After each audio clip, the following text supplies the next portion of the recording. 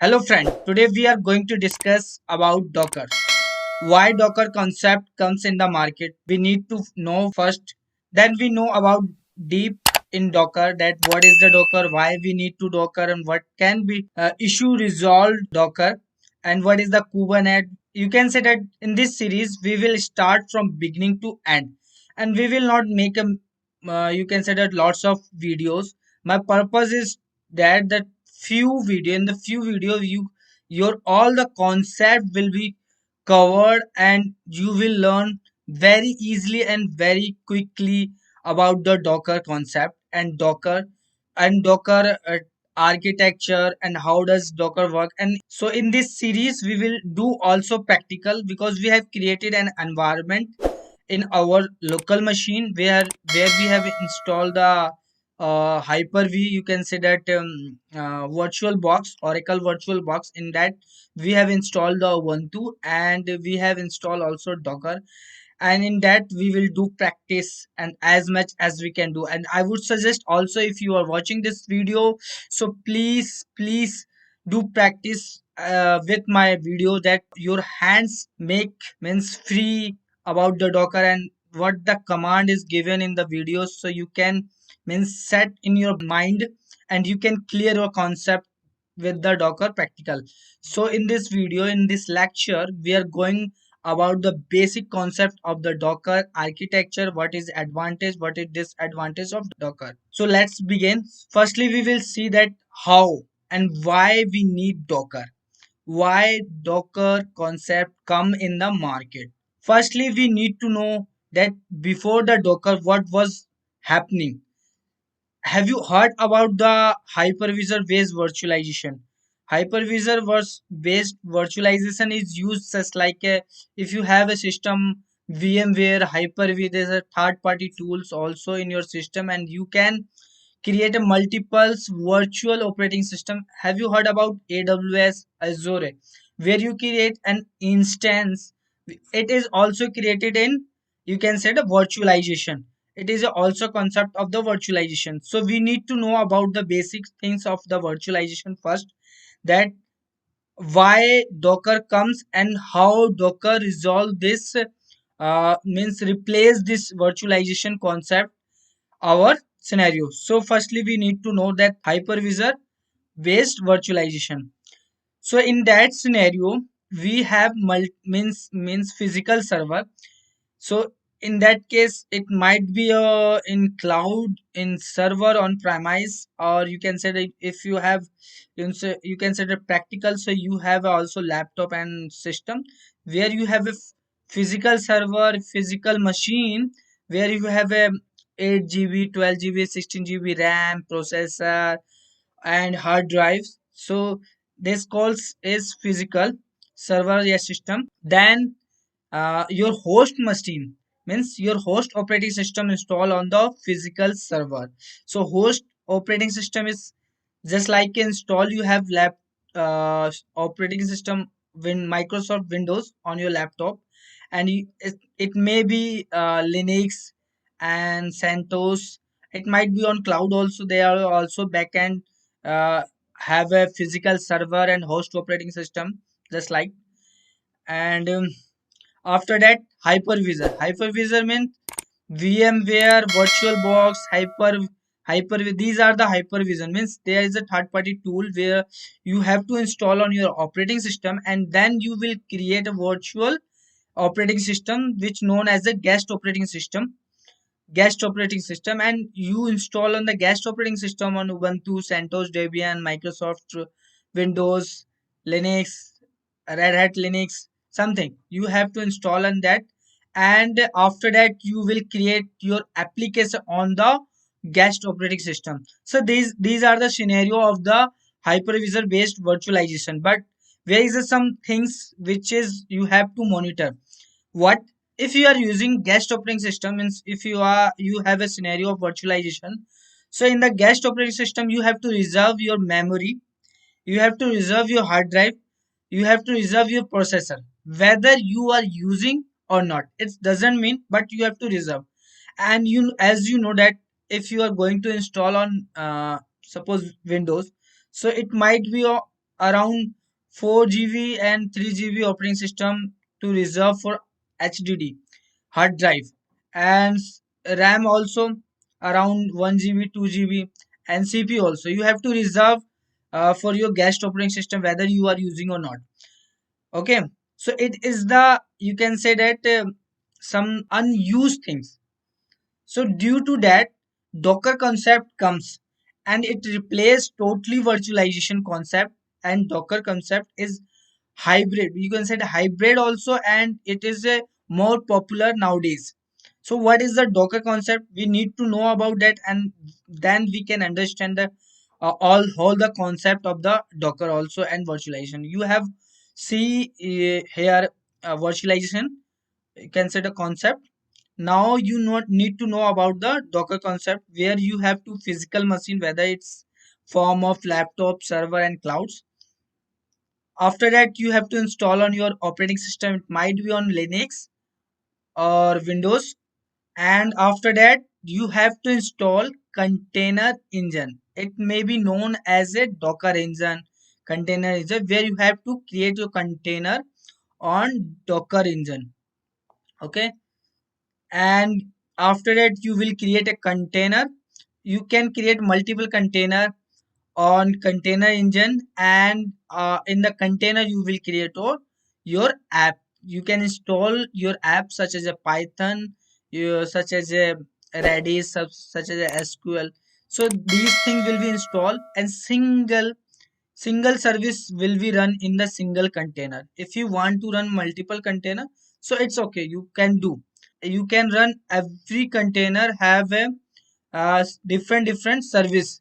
You can install such as a Python, Redis, and whatever you want to install, you can install in the every container for individual service, and you can use multiple service in the container.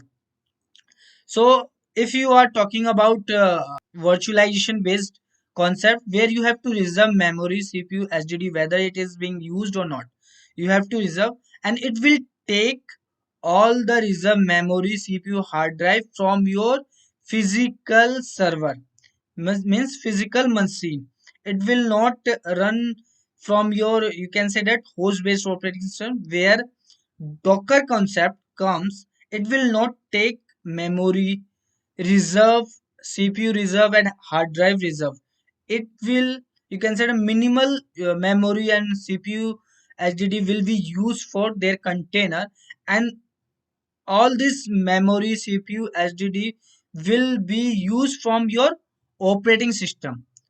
Means container consume memory, CPU, hard drive of your host operating system, but in your virtualization concept, it will take and it will reserve from your physical server. Means suppose, you can say that, suppose ki you have created multiple container, and your container size will be around it depend on your operating system, such as if you are using Ubuntu, so it will be around 80 MB around. But if you are using on the Ubuntu, same Ubuntu operating system on your guest operating system in the virtualization environment, so it will around 2 3 GB around, I think, as in my information, that it will take around 2 to 3 GB. But in the in the container based concept, you it will be around 80 MB around, and you can install your service in the concept, in the application such as a Python, Django, and Flask and Nginx. This can be application can install on container, and these container will take resource from operating system. But in the virtualization, these guest operating system take and reserve memory, CPU, hard drive from your physical server. Suppose if you have a 12 GB RAM. Okay, 12 GB RAM. So suppose you are giving 2 GB this Ubuntu, 2 GB CentOS, and 2 GB Debian. So you have given 6 GB RAM to your three cached operating system.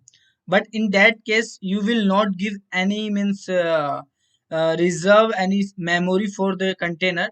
When container need memory, so it will take according to their requirement from your host operating system.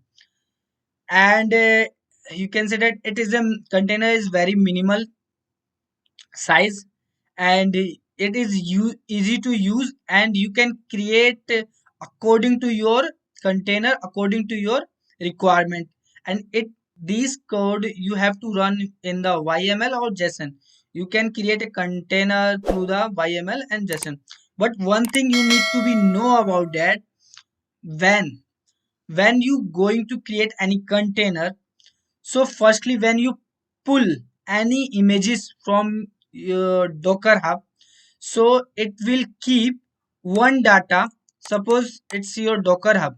So when you pull any images, any container, if you want to make a container, suppose you want to create a container of Ubuntu, it will be store one image in the container engine, and then it will create your container from taking image from the container image, not from direct to hub. It will store one copy of Ubuntu image in container Docker engine, and after that it will create container in the form of container on your container engine on your host operating system. So that's why you can say that Docker concept comes in the market, and it is a more popular. What is Docker and container? Docker is an open source centralized platform designed to create, deploy, and run application. Docker is a open source centralized platform. As you know that Docker is totally open source, and you can create a multiple container from your according to your requirement, and you can create container according to deploy and run the application on that Docker container. Docker uses container on the host operating system to run application. It allow application to use the same Linux kernel as system on the host computer, rather than creating a whole virtual operating system. If you have created a container and you want to run application, so it will take resource from your host operating system. It allow application to use the same Linux kernel. Suppose if you have installed Docker engine on your Linux, it will use host operating system kernel file to create a container, rather than in the virtual operating system you have guest operating system have their own kernel. But in the container scenario, it is used Linux kernel of the host operating system to run the container. We can install Docker on any operating system, but Docker engine run natively on Linux distributed. We can install Docker on any operating system, whether it is a Linux, Ubuntu, CentOS, Windows, but it's natively work on the Linux distribution pe. Docker written in Go language. Docker is style that performs operating system level virtualization, also known as a containerization. Before Docker, many users face the problem that particular code is running in the developer's system but not in the user system. Docker was first released in March 2013, and it is developed by Solomon Hykes and Sebastian Fall. Docker is a set of platform as a service that use operating system level virtualization, whereas VMware use hardware level virtualization. Docker is a PaaS service, means platform as a service that use a operating system level virtualization, जबकि whereas VMware use hardware level virtualization. Now we need to know about the Docker architecture or process. So we need to be know about the Docker architecture and process. So we will see in that what is the Docker architecture. Firstly, suppose if you are a DevOps engineer and developer who work on Docker, so you will create a Docker file on your system. Docker file on your system. You have to run code, which operating system you have to install, what you have to do next task, and what will we do. You will write your code on the Docker file, and it will execute and make image. When you Docker file execute, so it created one image. So where the you can say from the image, this image you can do two things. One thing, you can create a container on your system, and second thing, you can push it to Docker Hub. If you are going to push your image on Docker Hub, which known as a registry also, so it is a globally accessible, but there are also option on publicly and private. So if you want to keep your image private, so you can do, or you want to share your image with the publicly, so you can do. So means if you have done your image on Docker Hub, means push your image on Docker Hub, and it is a publicly, so any user can access that images and they can run that images on their system, and they can create a container through that images. So in that case, it's a scenario of one part where you have to create a Docker file, and you have to create a image through Docker file. And after the image creating image, you can do contain, you can create a container, and you can push your image to on Docker Hub. After that, what will be is, suppose there are two user, they are working and they want to means pull any images from Docker Hub. Suppose the user find out your images, so they will pull that image from Docker Hub, and that will be create image in your system. Firstly, on the user system, it will create an image, and after that you can means convert that image in the container. So it is the total architecture and process when you are using Docker, Docker Hub, registry, image, push, pull, Docker container, Docker file. So you need to be know about this Docker architecture and process. It is a very good and very fine, and you need to know about that. If you have any confusion, so you can comment. I will reply definitely if I'll get a time. Okay. So let's move on further. What we know about the what is the advantage of Docker? No pre-allocation of RAM, CPU, etc. In the Docker, we don't need to be pre-allocation RAM and CPU. It will take according to their requirement from the host operating system. Docker enable you to build a container image and use that same image across every step of the development process. Less cost. It is the advantage that you have to pay less cost for the Docker. It is a lightweight operating system. Why I am saying lightweight operating system? Because we have recently told that if you are going to can create a container, so it will be around 80 to 90 MB. And when you create any operating system, the guest operating system in the virtualization scenario, so you will have to means is need around 2 and 3 GB where your operating system installed. When you do other further work, so you need to more space on the virtualization concept. But in the Docker concept, you don't need to do. It will take automatically from your host operating system when they need more space and more CPU RAM consumption. So that's why it is a lightweight operating system, and it can run on the physical hardware and virtualization hardware, as well as you consider it on cloud also. You can reuse the image. Recently we told you architecture and process of the Docker. So here we have seen that we can reuse images, and multiple person can use their your images from the Docker Hub. It took very less time to create container. It's take a few times. You can few minute and seconds to create any container. These are the advantages of the Docker. Let's know about disadvantage of Docker. Docker is not a good solution for applications that require rich GUI, where user need to GUI interface. So Docker is not good solution for that application. Difficult to manage large number of container. That's why Kubernetes comes in the market, and it manages the Docker through the, you can say, the Kubernetes.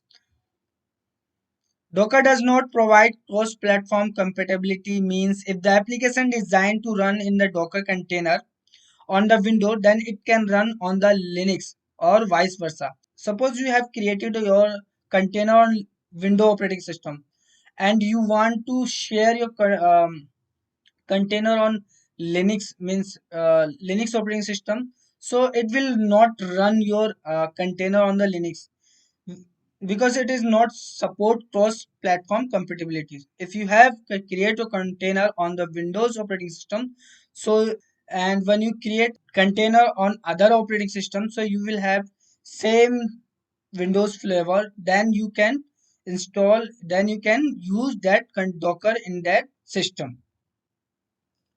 Docker is suitable when the development operating system and testing operating system are same. If the operating system different, we should use VMware and Hyper-V. No solution for data recovery and backup. These are the disadvantages of Docker.